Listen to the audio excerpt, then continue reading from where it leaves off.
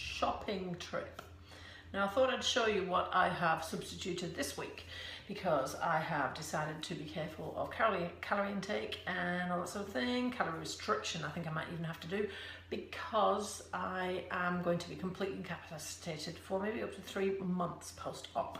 So here is my wee plan. So my first substitute: get rid of your bananas, add in some apples, because they're a lot lower in calorie and they're way better if you're trying to lose weight, lose excess body fat. So yeah, swap apples out, bananas out, apples in.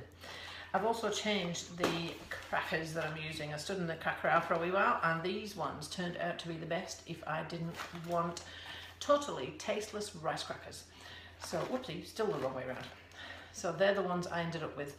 They have got the lowest amount of added sugar in them. So I'm going to start with those, try those.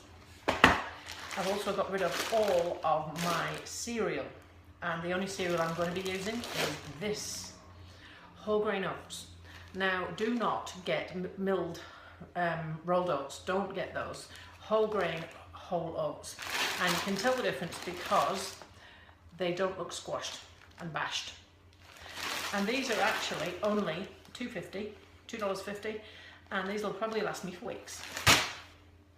And then the last one, this is an experiment, because I had bar mix the other week and I was getting a bit tired of it.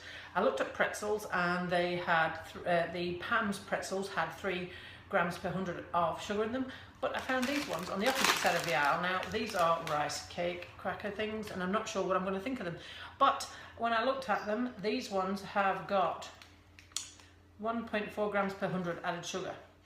Now the other theory I was working on was, if I get a bag of pretzels, there's more of them, I like to eat more of them. So there'll be more per 100 gram that's going to go in my mouth, and these are, there's less of them in a packet, because look, there's the top of the packet there. So that's the ones I'm going to try this week. I will let you know how I go.